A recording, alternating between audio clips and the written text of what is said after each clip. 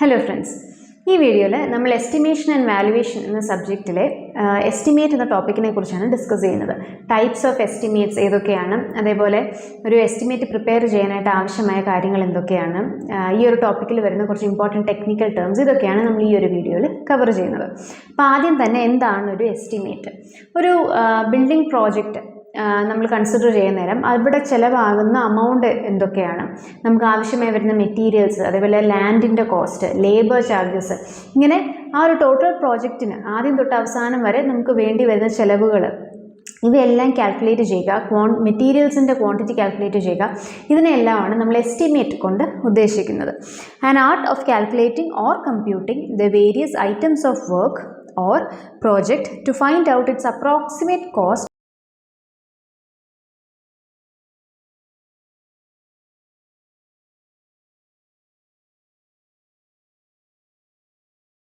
likely to be incurred, the quantity required or various materials, requirement of labor, etc. is called estimation.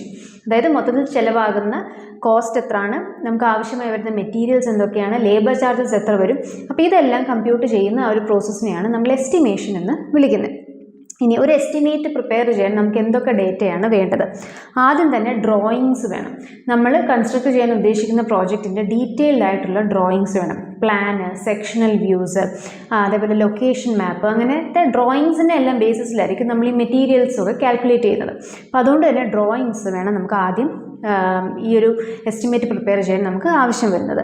രണ്ടാമതേത് specifications, അതായത് എന്തൊക്കെ materials ആണ് നമ്മൾ അവിടെ use ചെയ്യുന്നത്, ഓരോ മെറ്റീരിയലും ഏത് രീതിയിൽ വേണം ഓരോ പാർട്ടും കൺസ്ട്രക്ട് ചെയ്യാൻ, അങ്ങനത്തെ ഓരോ സ്പെസിഫിക്കേഷൻസ് നമ്മൾ പ്രൊവൈഡ് ചെയ്യാറുണ്ട് പ്രോജക്റ്റ് വർക്ക്സിൽ. അപ്പോൾ ഈ സ്പെസിഫിക്കേഷനും ആവശ്യമാണ്. മൂന്നാമതായിട്ട് റേറ്റ് ആവശ്യമാണ്. അതായത് നമ്മൾ യൂസ് ചെയ്യുന്ന മെറ്റീരിയൽസിൻ്റെ മാർക്കറ്റ് റേറ്റ് എത്രയാണ്, അതിൻ്റെ ബേസിസിലായിരിക്കും നമ്മൾ എസ്റ്റിമേറ്റ് പ്രിപ്പയർ ചെയ്യുന്നത്. അപ്പോൾ to make an estimate for a work നമുക്ക് ഏറ്റവും ഇമ്പോർട്ടൻ്റ് ആയിട്ട് വേണ്ടത് drawings, specifications and rates of the materials. ഇനി എസ്റ്റിമേറ്റ്സിൻ്റെ ടൈപ്സ് എന്തൊക്കെയാണെന്ന് നോക്കാം. അപ്പോൾ ബ്രോഡായിട്ട് നമുക്ക് എസ്റ്റിമേറ്റ്സിനെ രണ്ടായിട്ട് ക്ലാസിഫൈ ചെയ്യാം. റഫ് എസ്റ്റിമേറ്റും ഐറ്റം റേറ്റ് എസ്റ്റിമേറ്റും. റഫ് എസ്റ്റിമേറ്റ് എന്ന് പറയുമ്പോൾ വളരെ അപ്രോക്സിമേറ്റ് ആയിട്ട് നമ്മളൊരു എസ്റ്റിമേറ്റ് വാല്യൂ കണ്ടുപിടിക്കുകയാണ് ചെയ്യുന്നത്. ഐറ്റം റേറ്റ് എസ്റ്റിമേറ്റ് എന്ന് പറയുമ്പോൾ കുറച്ചുകൂടെ ഡീറ്റെയിൽഡ് ആയിട്ട് നമ്മളതിന് ഓരോ മെറ്റീരിയൽസിൻ്റെ കോസ്റ്റ് കൺസിഡർ ചെയ്യുന്നുണ്ട്, മെറ്റീരിയൽസിൻ്റെ ക്വാണ്ടിറ്റി കണ്ടുപിടിക്കുന്നുണ്ട്. അങ്ങനെ കുറച്ചുകൂടെ ഡീറ്റെയിൽഡ് ആയിട്ടാണ് നമ്മൾ, കുറച്ചുകൂടെ ആക്യുറേറ്റ് ആയിട്ടാണ് നമ്മൾ ഐറ്റം റേറ്റിൽ നമ്മൾ എസ്റ്റിമേറ്റ് പ്രിപ്പയർ ചെയ്യുന്നത്. ഇനി റഫ് കോസ്റ്റ് എസ്റ്റിമേറ്റിന് വീണ്ടും പലതായിട്ട് നമുക്ക് ക്ലാസിഫൈ ചെയ്യാം. ഓരോന്നും നമുക്ക് നോക്കാം. Rough cost estimate is prepared without going into details of different items of work. It is prepared by different methods. അതിൽ ആദ്യത്തേതാണ് preliminary or approximate or abstract estimate. Preliminary estimate എന്ന് പറയുമ്പോൾ നമുക്ക് യൂഷ്വലി ഏതെങ്കിലും ഒരു പ്രോജക്റ്റിന് ഒരു ഫൈനാൻഷ്യൽ സാങ്ഷൻ വേണം, അല്ലെങ്കിൽ ഒരാൾക്കൊരു വീട് പണിയണം. അപ്പം ഇനീഷ്യലി എത്രത്തോളം ചിലവാകുമെന്ന് റഫായിട്ട് നമ്മളൊരു എസ്റ്റിമേറ്റ്, ഒരു കോൺട്രാക്റ്റിൻ്റെ അടുത്ത് ചെല്ലുമ്പോൾ കോൺട്രാക്ട് ഒരു എസ്റ്റിമേറ്റ് പറയും. അതായത് ഇത്ര സ്ക്വയർ ഫീറ്റ് വീടാണ് ക്ലയൻറ്റിന് വേണ്ടത് എന്ന് പറയുമ്പോൾ കോൺട്രാക്ടർ അതിൻ്റെ ബേസിസിൽ റഫായിട്ടൊരു എസ്റ്റിമേറ്റ് തരും. അപ്പോൾ അതിനെയാണ് നമ്മൾ പ്രിലിമിനറി അല്ലെങ്കിൽ അപ്രോക്സിമേറ്റ് എസ്റ്റിമേറ്റ് എന്ന് പറയുന്നത്.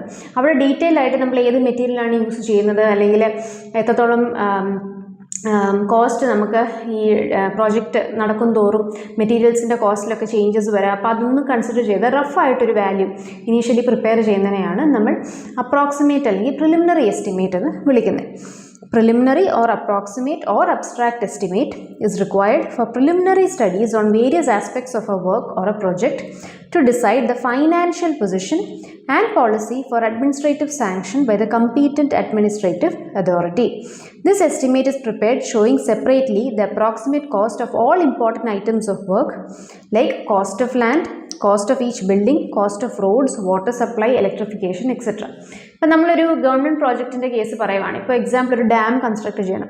അപ്പോൾ അവിടെ നമ്മളൊരു അപ്രോക്സിമേറ്റ് എസ്റ്റിമേറ്റ് പ്രിപ്പയർ ചെയ്യുന്നത് ഗവൺമെൻറ്റിൻ്റെ ഒരു ഫൈനാൻഷ്യൽ സാങ്ഷൻ കിട്ടാൻ വേണ്ടിയിട്ടായിരിക്കും. അതായത് നമ്മളിവിടെ ഒരു ഡാം കൺസ്ട്രക്ട് ചെയ്യുന്നു, എത്ര ക്വാണ്ടിറ്റി റിസർവോയറിന്, എത്ര ക്വാണ്ടിറ്റി കപ്പാസിറ്റിയുള്ള റിസർവോയർ ആയിരിക്കും അവിടെ കൺസ്ട്രക്ട് ചെയ്യുന്നത്, അതേപോലെ എൻവയോൺമെൻറ്റൽ ഇമ്പാക്ട്സ് ആണ്. അപ്പോൾ ഇതെല്ലാം സ്റ്റഡി ചെയ്തിട്ട് നമുക്ക് എത്രത്തോളം അമൗണ്ട് ഏകദേശം അപ്രോക്സിമേറ്റ് ആയിട്ട് വരും എന്നത് ഗവൺമെൻറ്റിന് സബ്മിറ്റ് ചെയ്യുമ്പോഴാണ് ഗവൺമെൻറ് അതിൻ്റെ ഫൈനാൻഷ്യൽ സാങ്ഷൻ പ്രൊവൈഡ് ചെയ്യുന്നത്. അപ്പോൾ അങ്ങനെ ഇനീഷ്യൽ സ്റ്റേജിൽ മാത്രം നമ്മൾ കണ്ടുപിടിച്ച് അല്ലെങ്കിൽ പ്രൊഡ്യൂസ് ചെയ്യുന്ന ഒരു എസ്റ്റിമേറ്റാണ് ഈ അപ്രോക്സിമേറ്റ് എസ്റ്റിമേറ്റ്.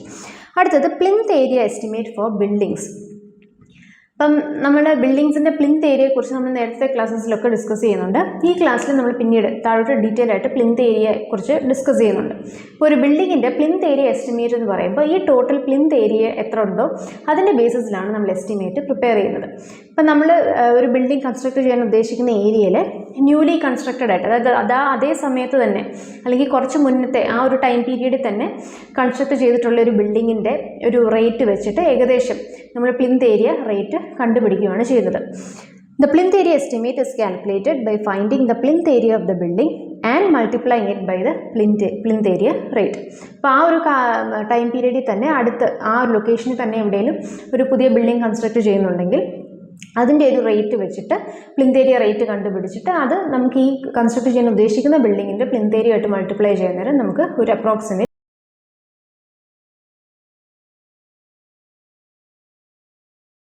റേറ്റ് കിട്ടും. അടുത്തത് ക്യൂബിക്കൽ റേറ്റ് എസ്റ്റിമേറ്റ്. കമ്പാരിറ്റീവ്ലി കുറച്ചുകൂടെ ആക്യുറേറ്റ് ആയിട്ടുള്ള ഒരു ടൈപ്പ് ഓഫ് എസ്റ്റിമേറ്റ് ആണ് ഈ ക്യൂബിക്കൽ റേറ്റ് എസ്റ്റിമേറ്റ്. ഇതിലെന്താ ചെയ്യുന്നതെന്ന് വെച്ചാൽ ബിൽഡിങ്ങിൻ്റെ ക്യൂബിക്കൽ വോളിയം കണ്ടുപിടിക്കും. അതായത് ബിൽഡിങ്ങിൻ്റെ total length into width into height. അപ്പോൾ ഇത്രയും ചെയ്ത് കഴിഞ്ഞിട്ട് ഒരു ക്യൂബിക്കൽ റേറ്റ് വെച്ച് ഇതിന് മൾട്ടിപ്ലൈ ചെയ്യുമ്പോഴാണ് നമുക്ക് ക്യൂബിക്കൽ റേറ്റ് എസ്റ്റിമേറ്റ് കിട്ടുന്നത്. ഇത് കുറച്ചുകൂടെ ആക്യുറേറ്റ് ആണ് compare to plinth area rate. അടുത്തത് approximate quantity method. Approximate quantity മെത്തേഡിൽ എന്താ ചെയ്യുന്നതെന്ന് വെച്ചാൽ ആ ടോട്ടൽ ബിൽഡിങ്ങിൻ്റെ റണ്ണിങ് മീറ്ററിൻ്റെ ടേംസിൽ നമ്മൾ വോൾ പോകുന്നതിൻ്റെ ലെങ്ത് കണ്ടുപിടിക്കും. ഇത് സെപ്പറേറ്റ് ആയിട്ട് നമുക്ക് ചെയ്യാം. ഫൗണ്ടേഷൻ്റെ അല്ലെങ്കിൽ പ്ലിന്തിൻ്റെ, അതായത് സബ്സ്ട്രക്ചറിൻ്റെ ഒരു റേറ്റും അതേപോലെ സൂപ്പർ സ്ട്രക്ചറിൻ്റെ, അതായത് പ്ലിന്തിന് മുകളിലോട്ടുള്ള വാൾസിൻ്റെ എല്ലാം ഒരു റണ്ണിങ് മീറ്റർ ലെങ്ത്തും നമുക്ക് കണ്ടുപിടിക്കാം. എന്നിട്ട് ഓരോന്നിനും സെപ്പറേറ്റ് ആയിട്ട് നമുക്ക് റേറ്റ് കണ്ടുപിടിക്കാൻ പറ്റും. ഇപ്പോൾ സൂപ്പർ സ്ട്രക്ചറിൻ്റെ റേറ്റ് ആണ് കണ്ടുപിടിക്കേണ്ടതെങ്കിൽ വാൾസിൻ്റെ ലെങ്ത്ത്, റണ്ണിങ് മീറ്റർ ലെങ്ത്ത് കണ്ടുപിടിച്ചിട്ട് ഇൻറ്റു ആ ഒരു പർട്ടിക്കുലർ ഏരിയയിൽ ബ്രിക്ക് വർക്ക് കൺസ്ട്രക്ട് ചെയ്യാൻ പെർ മീറ്റർ റേറ്റ് ഒരു പർട്ടിക്കുലർ വാല്യൂ കാണും. അത് വെച്ച് മൾട്ടിപ്ലൈ ചെയ്യുമ്പോൾ നമുക്കൊരു അപ്രോക്സിമേറ്റ് റേറ്റ് സൂപ്പർ സ്ട്രക്ചറിൻ്റെ കിട്ടും. ഇനി സബ് സ്ട്രക്ചറിൻ്റെ, ഫൗണ്ടേഷൻ്റെയോ പ്ലിന്തിൻ്റെയോ ആണെങ്കിൽ plinth rate per metre construct ചെയ്യാൻ എത്ര വേണം എന്നൊരു അപ്രോക്സിമേറ്റ് വാല്യൂ വെച്ച് മൾട്ടിപ്ലൈ ചെയ്താൽ നമുക്ക് അതിൻ്റെ എമൗണ്ട് കിട്ടും. അതേപോലെ തന്നെ ഫൗണ്ടേഷൻ്റെ നമുക്ക് കണ്ടുപിടിക്കാൻ പറ്റും.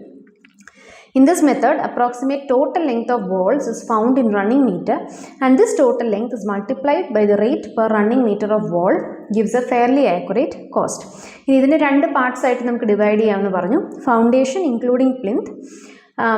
ഇതിൻ്റെ ഒരു റേറ്റ് കണ്ടുപിടിക്കാനായിട്ട് the approximate quantities of items such as excavation, foundation, brickwork up to plinth and DPC, dam proof course, are calculated per running meter and by multiplying by the rates of these items.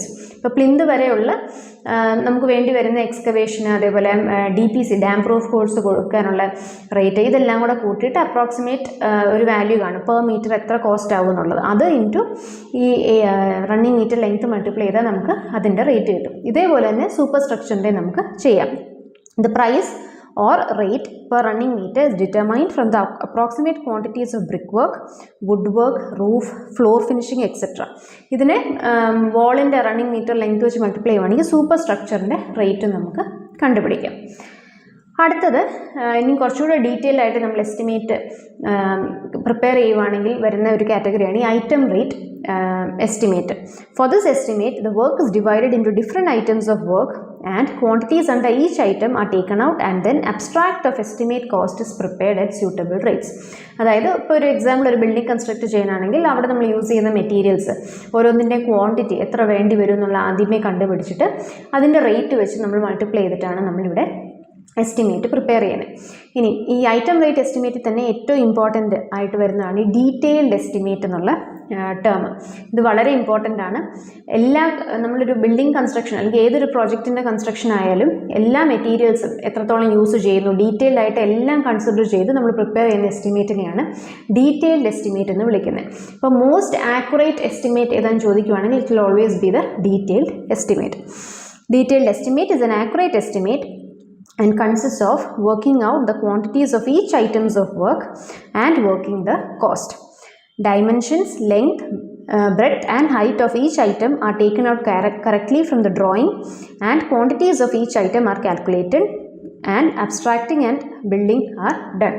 അതായത് നമ്മുടെ technical ഡ്രോയിങ്സിൽ നിന്നും plan and section elevation ഈ ഡ്രോയിങ്സിൽ നിന്നും നമുക്ക് ഓരോ മെറ്റീരിയലും എത്രത്തോളം materials വേണ്ടി വരുന്നു എന്നത് നമ്മൾ അതിൻ്റെ ലെങ്ത്തും വിഡ്ത്തും ഹൈറ്റെല്ലാം മൾട്ടിപ്ലൈ ചെയ്ത് കണ്ടുപിടിച്ച് അതാത് മെറ്റീരിയൽസിൻ്റെ കോസ്റ്റ് വെച്ച് അതിനെ മൾട്ടിപ്ലൈ ചെയ്തിട്ടാണ് നമ്മൾ എസ്റ്റിമേറ്റ് പ്രിപ്പയർ ചെയ്യുന്നത്.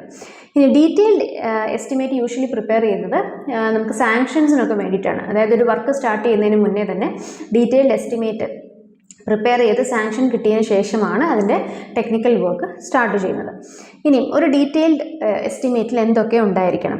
റിപ്പോർട്ട് ഉണ്ടായിരിക്കണം. നമ്മൾ കൺസ്ട്രക്ട് ചെയ്യാൻ ഉദ്ദേശിക്കുന്ന പ്രോജക്റ്റിനെ കുറിച്ചൊരു ഡീറ്റെയിൽഡ് റിപ്പോർട്ട് ഉണ്ടായിരിക്കണം.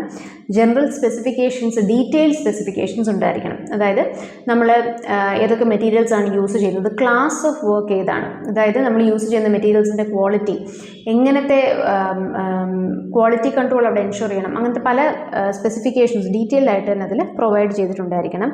ഡ്രോയിങ്സ് ഉണ്ടായിരിക്കണം. നമ്മൾ കൺസ്ട്രക്ട് ചെയ്യുന്ന പ്രോജക്റ്റ്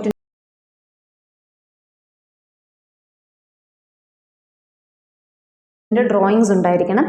കാൽക്കുലേഷൻസ് ആൻഡ് ഡിസൈൻസ് ഉണ്ടായിരിക്കണം. അതായത് ഇപ്പോൾ സ്ട്രക്ചറൽ ഡ്രോയിങ്സ് അല്ലെങ്കിൽ നമ്മൾ യൂസ് ചെയ്യുന്ന മെറ്റീരിയൽ, ഇപ്പോൾ റീബാർ, സ്റ്റീൽ എത്രത്തോളം വേണ്ടി വരുന്നു, സിമെൻറ്റ് എത്രത്തോളം വേണ്ടി വരുന്നു, അങ്ങനത്തെ കാൽക്കുലേഷൻസും ഡിസൈൻസും എല്ലാം ഉണ്ടായിരിക്കണം. റേറ്റ് അനാലിസിസും ഉണ്ടായിരിക്കണം. അപ്പോൾ ഇങ്ങനത്തെ എല്ലാ കാര്യങ്ങളും കംപ്ലീറ്റ് ആയിട്ട് ഇൻക്ലൂഡ് ചെയ്യുന്നതാണ് ഒരു ഡീറ്റെയിൽഡ് എസ്റ്റിമേറ്റ്. ഇനി ഡീറ്റെയിൽഡ് എസ്റ്റിമേറ്റ് പ്രിപ്പയർ ചെയ്യാൻ നേരം ഈ രണ്ട് ടേബിൾസിൻ്റെ പേരൂടെ നിങ്ങളൊന്ന് ഓർത്തിരുന്നോണം. അപ്പോൾ ഡീറ്റെയിൽഡ് എസ്റ്റിമേറ്റിൽ നമ്മൾ നേരത്തെ പറഞ്ഞു, നമ്മൾ ഡ്രോയിങ്സിൽ നിന്നും എല്ലാ ക്വാണ്ടിറ്റിയുടെയും കറക്റ്റ് മെഷർമെൻറ്റ് എത്രത്തോളം വേണ്ടി വരുന്നു എന്നത് കണ്ടുപിടിക്കണമെന്ന്. അപ്പോൾ അത് എൻറ്റർ ചെയ്യുന്ന ടേബിളിനെയാണ് നമ്മൾ ഡീറ്റെയിൽസ് ഓഫ് മെഷർമെൻറ്റ് ഫോം എന്ന് വിളിക്കുന്നത്. ഈ ഒരു ടേബിളിനുള്ളിലാണ് നമ്മൾ ഓരോ ഐറ്റത്തിൻ്റെയും ക്വാണ്ടിറ്റി എത്ര വേണമെന്ന് കണ്ടുപിടിക്കുന്നത്. ഫോർ എക്സാമ്പിൾ, ബ്രിക്ക് വർക്ക് എത്ര വേണം എന്ന് കണ്ടുപിടിക്കാനാണ് എങ്കിൽ നമ്മൾ ബ്രിക്ക് വർക്ക് വോള് പോകുന്ന എത്ര ലെങ്ത്തിലാണ് വോള് പോകുന്നത്, ലെങ്ത്തിൻ്റെ തിക്നെസ് എത്രയാണ്, എത്ര ഹൈറ്റാണ് ഒരു ഫ്ലോർ ലെവലിന് വരുന്നത്, അപ്പോൾ ഇതെല്ലാം കൂടെ മൾട്ടിപ്ലൈ ചെയ്യാൻ നേരം നമുക്ക് total quantity of brick work എത്ര വേണമെന്നുള്ളത് കിട്ടും. ഇതിൽ നിന്നും ഡിഡക്ഷൻസും കാണും. അതായത് നമ്മൾ door and window openings provide ചെയ്യുവാണെങ്കിൽ അതിൻ്റെയും സൈസ് നമ്മൾ മൾട്ടിപ്ലൈ ചെയ്ത് ആ ക്വാണ്ടിറ്റി സബ്ട്രാക്ട് ചെയ്തതിന് ശേഷമാണ് ടോട്ടൽ ബ്രിക്ക് വർക്ക് കാൽക്കുലേറ്റ് ചെയ്യുന്നത്. അപ്പോൾ ഇങ്ങനത്തെ ഓരോ ക്വാണ്ടിറ്റീസിൻ്റെ ടോട്ടൽ ഓരോ മെറ്റീരിയൽസിൻ്റെ ക്വാണ്ടിറ്റി കണ്ടുപിടിക്കുന്നത് ഈ ഡീറ്റെയിൽസ് ഓഫ് മെഷർമെൻറ്റ് ഫോമിലാണ് നമ്മൾ എൻറ്റർ ചെയ്യുന്നത്. ഇനി ഇങ്ങനെ ക്വാണ്ടിറ്റീസ് എല്ലാം കാൽക്കുലേറ്റ് ചെയ്തതിന് ശേഷം ഇതിൻ്റെ റേറ്റ് കണ്ടുപിടിക്കാനായിട്ട് നമ്മൾ അബ്സ്ട്രാക്റ്റ് ഓഫ് എസ്റ്റിമേറ്റ് ഫോമിനുള്ളിലാണ് അത് എൻറ്റർ ചെയ്യുന്നത്. ഈ ഒരു ടേബിളിനെ നമ്മൾ അബ്സ്ട്രാക്ട് ടേബിൾ എന്നും വിളിക്കാറുണ്ട്, അബ്സ്ട്രാക്റ്റ് ഓഫ് എസ്റ്റിമേറ്റ് ഫോം എന്നും വിളിക്കാം. അപ്പോൾ ഈ ഒരു ടേബിളിലാണ് നമ്മൾ ഓരോ, ഇപ്പോൾ ബ്രിക്ക് വർക്ക് ആണെങ്കിൽ അതിൻ്റെ ടോട്ടൽ ക്വാണ്ടിറ്റി എത്ര വന്നു, ബ്രിക്ക് വർക്കിൻ്റെ യൂണിറ്റ് റേറ്റ് എത്രയാണ്, അത് വെച്ച് നമുക്ക് ഈ ക്വാണ്ടിറ്റി മൾട്ടിപ്ലൈ ചെയ്യാൻ നേരം ടോട്ടൽ റേറ്റ് ബ്രിക്ക് വർക്കിന് മാത്രം എത്രത്തോളം വരുമെന്നത് കിട്ടും. അപ്പോൾ ഇത് റേറ്റ് കണ്ടുപിടിക്കുന്ന ടേബിൾ അല്ലെങ്കിൽ റേറ്റ് എൻറ്റർ ചെയ്യുന്ന ടേബിളാണ് ഈ അബ്സ്ട്രാക്റ്റ് ഓഫ് എസ്റ്റിമേറ്റ് ഫോം. അപ്പോൾ ഈ രണ്ട് ടേബിൾസിൻ്റെ പേരൂടൊന്ന് ഓർത്ത് വെക്കണം. ഇനി ഡീറ്റെയിൽഡ് എസ്റ്റിമേറ്റ് കൂടാതെ മറ്റ് കുറച്ച് ഇമ്പോർട്ടൻറ്റ് എസ്റ്റിമേറ്റ്സ് ഉണ്ട്, അതുകൂടെ ഒന്ന് നോക്കാം. ആദ്യത്തേത് റിവൈസ്ഡ് എസ്റ്റിമേറ്റ്. അപ്പം നമ്മൾ ഒരു ഡീറ്റെയിൽഡ് എസ്റ്റിമേറ്റ് പ്രിപ്പയർ ചെയ്തു, പക്ഷേ എന്തെങ്കിലും കാരണവശാൽ നമ്മൾ പ്രിപ്പയർ ചെയ്ത എസ്റ്റിമേറ്റ് അമൗണ്ടിൽ നിന്നും 5% വ്യത്യാസം അമൗണ്ടിൽ വരുവാണ് എങ്കിൽ നമ്മൾ റിവൈസ്ഡ് എസ്റ്റിമേറ്റ് പ്രിപ്പയർ ചെയ്യണം. അതായത് വീണ്ടും നമ്മൾ ആദ്യം തൊട്ട് റിവിഷൻ ഈ എസ്റ്റിമേറ്റിൽ വരുത്തണം. Revised estimate is detailed estimate and is required to be prepared under any one of the following circumstances: when the original sanctioned estimate is exceeded or likely to exceed by more than 5%. അപ്പം എപ്പോഴാണ് നമ്മൾ revised estimate prepare ചെയ്യുന്നത്? ഒന്ന്, when already prepare ചെയ്ത estimate അമൗണ്ടിൽ നിന്നും 5%-ലധികം exceed ചെയ്യും amount എങ്കിൽ നമ്മൾ റിവൈസ്ഡ് എസ്റ്റിമേറ്റ് പ്രിപ്പയർ ചെയ്യും. അല്ലെങ്കിൽ when the expenditure on a work exceeds or likely to exceed the amount of administrative sanction by more than 10%. അപ്പോൾ ആദ്യം തന്നെ നമ്മൾ ഈ വർക്കൊക്കെ എടുക്കാൻ നേരം അഡ്മിനിസ്ട്രേറ്റീവ് സാങ്ഷൻ നമുക്ക് കിട്ടുന്നുണ്ട്. ഈ അഡ്മിനിസ്ട്രേറ്റീവ് സാങ്ഷനിൽ പറയുന്ന അമൗണ്ടിനെക്കാട്ടിലും ഒരു 10% കൂടുതൽ എക്സീഡ് ചെയ്യുവാണെങ്കിലും നമ്മൾ റിവൈസ്ഡ് എസ്റ്റിമേറ്റ് പ്രിപ്പയർ ചെയ്യും. When there are material deviation from the original proposal, even though the cost may be met from the sanctioned amount.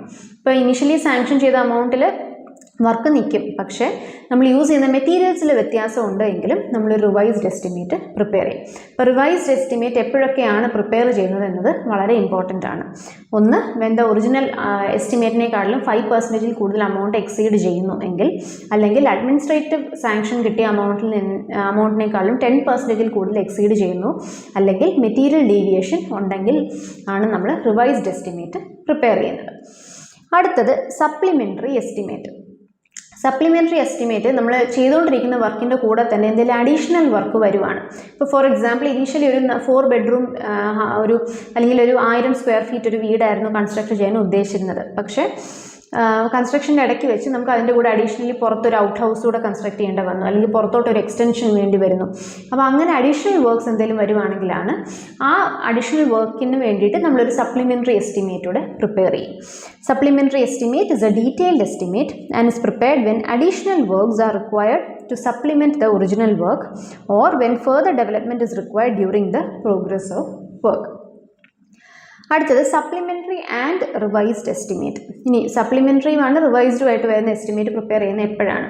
Initially നമ്മൾ ഡീറ്റെയിൽഡ് എസ്റ്റിമേറ്റ് പ്രിപ്പയർ ചെയ്യാൻ നേരം ഒരു പർട്ടിക്കുലർ അമൗണ്ട് വന്നല്ലോ കോസ്റ്റ്. പക്ഷേ construction പ്രോസസ്സിനിടയ്ക്ക് വെച്ച് ഒന്നുകിൽ ചില വർക്ക് നമ്മൾ ഒമിറ്റ് ചെയ്തു, അതായത് ചില വർക്ക് ചെയ്യുന്നില്ല എന്ന് തീരുമാനിക്കുന്നു, അല്ലെങ്കിൽ നമ്മൾ ഇട്ടിരുന്ന എസ്റ്റിമേറ്റിൻ്റെ 95% താഴെ അമൗണ്ടേ വരുത്തുള്ളൂ കൺസ്ട്രക്ഷൻ എങ്കിൽ നമ്മൾ വീണ്ടും ഒരു എസ്റ്റിമേറ്റ് പ്രിപ്പയർ ചെയ്യും. അതിനെയാണ് സപ്ലിമെൻ്ററി ആൻഡ് റിവൈസ്ഡ് എസ്റ്റിമേറ്റ് എന്ന് പറയുന്നത്. When a work is partially abandoned and the estimated cost of the remaining work is less than 95% of the original work, that is less than 95% of the original sanctioned estimate, or when there are material deviations and changes in the design which can cause substantial saving in the estimate, then the amount of the original estimate is revised by the competent authority. അതായത് initially നമ്മൾ ഇപ്പോൾ 2 ലക്ഷത്തിൻ്റെ ഒരു estimate ആയിരുന്നു prepare ചെയ്തിരുന്നത്. പക്ഷേ work ചെയ്യുന്നതിൻ്റെ ഇടയ്ക്ക് വെച്ച് കുറച്ച് വർക്ക് നമ്മൾ ക്യാൻസൽ ചെയ്തു. അതായത് ഇപ്പോൾ ഒരു 3 ബെഡ്റൂം പണിയുന്നതിന് പകരം 2 ബെഡ്റൂമേ പണിയുന്നുള്ളൂ, അല്ലെങ്കിൽ മുകളിലോട്ടൊരു നില പണിയുന്നില്ല എന്ന് തീരുമാനിക്കുവാണ്. അപ്പോൾ അങ്ങനെ വരുമ്പോൾ ഒറിജിനലി ഇട്ടിരുന്ന ഈ 2 ലക്ഷം എന്നുള്ള എസ്റ്റിമേറ്റിൽ നിന്ന് അമൗണ്ട് കുറയും. അപ്പോൾ അങ്ങനെ വരുമ്പോൾ നമ്മൾ പ്രിപ്പയർ ചെയ്യുന്ന ഒരു പുതിയ എസ്റ്റിമേറ്റിനെയാണ് സപ്ലിമെൻ്ററി ആൻഡ് റിവൈസ്ഡ് എസ്റ്റിമേറ്റ് എന്ന് വിളിക്കുന്നത്. ഇപ്പോൾ ഇവിടെ ഓർത്തിരിക്കേണ്ട less than 95% of the original estimate എന്നുള്ള കീവേഡാണ് ഇവിടെ ഓർത്തിരിക്കേണ്ടത്. Annual repair or annual maintenance estimate. ഇപ്പോൾ ഇത് പേരിൽ നിന്ന് തന്നെ മനസ്സിലാവും, നമുക്കൊരു ബിൽഡിങ്ങിൻ്റെ അല്ലെങ്കിൽ ഓൾറെഡി നേരത്തെ പണിഞ്ഞിട്ടുള്ള ഒരു പ്രോജക്റ്റിൻ്റെ റിപ്പയർ വർക്ക് അല്ലെങ്കിൽ മെയിൻ്റനൻസ് വർക്കിന് വേണ്ടിയിട്ട് നമുക്ക് വേണ്ടി വരുന്ന അമൗണ്ട്, അതിൻ്റെ ഒരു എസ്റ്റിമേറ്റ് പ്രിപ്പയർ ചെയ്യുമ്പോഴാണ് അതിനെ annual repair or annual maintenance estimate എന്ന് വിളിക്കുന്നത്. അടുത്തത് എക്സ്റ്റൻഷൻ ആൻഡ് ഇംപ്രൂവ്മെൻറ്റ് എസ്റ്റിമേറ്റ്. പുതുതായിട്ട് നമുക്ക് എന്തെങ്കിലും ഒരു എക്സ്റ്റൻഷൻ വർക്ക് വരുവാണെങ്കിൽ അതിനുവേണ്ടി പ്രിപ്പയർ ചെയ്യുന്ന ഒരു എസ്റ്റിമേറ്റിനെയാണ് എക്സ്റ്റൻഷൻ ആൻഡ് ഇംപ്രൂവ്മെൻറ്റ് എസ്റ്റിമേറ്റ്. അപ്പോൾ ഇതിനെ സപ്ലിമെൻ്ററി എസ്റ്റിമേറ്റുമായിട്ട് കൺഫ്യൂസ് ചെയ്യൽ. സപ്ലിമെൻ്ററി എസ്റ്റിമേറ്റ് നമ്മൾ വരുന്നത് വർക്ക് പ്രോഗ്രസ് ചെയ്യുന്ന ടൈമിൽ തന്നെ അഡീഷണൽ വർക്ക് നമ്മൾ ഉദ്ദേശിക്കുകയാണെങ്കിൽ അപ്പോൾ പ്രിപ്പയർ ചെയ്യുന്നതാണ് സപ്ലിമെൻ്ററി എസ്റ്റിമേറ്റ്. ഇവിടെ എക്സ്റ്റൻഷൻ ആൻഡ് ഇംപ്രൂവ്മെൻറ്റ് എസ്റ്റിമേറ്റ് എന്ന് പറയുമ്പോൾ ഓൾറെഡി കഴിഞ്ഞ ഒരു വർക്കിന് നമ്മൾ വീണ്ടും പുതിയതായിട്ട് എന്തെങ്കിലും എക്സ്റ്റൻഷൻ ചെയ്യുവാണ്, അപ്പോൾ പ്രിപ്പയർ ചെയ്യുന്നതാണ് ഈ extension and improvement estimate. When some changes and extensions are required to be made in the old work, the cost of which cannot be met by the annual repair or maintenance estimate, a detailed estimate is prepared for such work, which is called as extension and improvement estimate.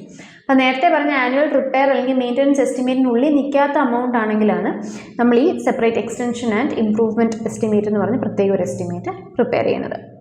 അപ്പോൾ ഇത്രയാണ് നമ്മുടെ types of എസ്റ്റിമേറ്റ്സിൽ അറിഞ്ഞിരിക്കേണ്ടത്. അപ്പോൾ initially ഉണ്ടായിരുന്നത് നമ്മുടെ rough estimate ആയിരുന്നു. അതിൽ നമ്മൾ കുറച്ച് preliminary estimate, plinth area estimate, cubical rate estimate എന്ന് പറഞ്ഞ് കുറച്ച് ടൈപ്സ് നമ്മൾ പഠിച്ചു. പിന്നെ നമ്മൾ ഐറ്റം റേറ്റ് എസ്റ്റിമേറ്റ്, അതായത് ഡീറ്റെയിൽഡ് എസ്റ്റിമേറ്റ്സിനെ കുറിച്ച് ഡിസ്കസ് ചെയ്തു. അതിൽ ഡീറ്റെയിൽഡ് എസ്റ്റിമേറ്റ് എന്താണെന്നുള്ളത് നോക്കി, അതിൻ്റെ പല ടൈപ്സ്, അതിൽ റിവൈസ്ഡ് എസ്റ്റിമേറ്റ്, സപ്ലിമെൻ്ററി എസ്റ്റിമേറ്റ്, ഇതുപോലെ annual repair estimate, extension improvement estimates, അങ്ങനെ കുറച്ച് എസ്റ്റിമേറ്റ്സ് നമ്മൾ പഠിക്കുന്നുണ്ട്. അപ്പോൾ ഓരോന്നിൻ്റെ ആപ്ലിക്കേഷൻ എവിടെ വരുന്നത് എന്നറിഞ്ഞിരിക്കണം. അതേപോലെ എത്ര പെർസെൻറ്റേജോളം ഒക്കെ ഡീവിയേഷൻ വരുമ്പോഴാണ് ഓരോ എസ്റ്റിമേറ്റ്സും, നമ്മളിപ്പം പറഞ്ഞ റിവൈസ്ഡ് എസ്റ്റിമേറ്റ് ഒക്കെ എത്ര പെർസെൻറ്റേജ് ഒക്കെ ഡീവിയേഷൻ വരുമ്പോഴാണ് എന്ന കീവേഡ്സൂടെ ഓർത്തിരിക്കണം. ഇനി നമുക്ക്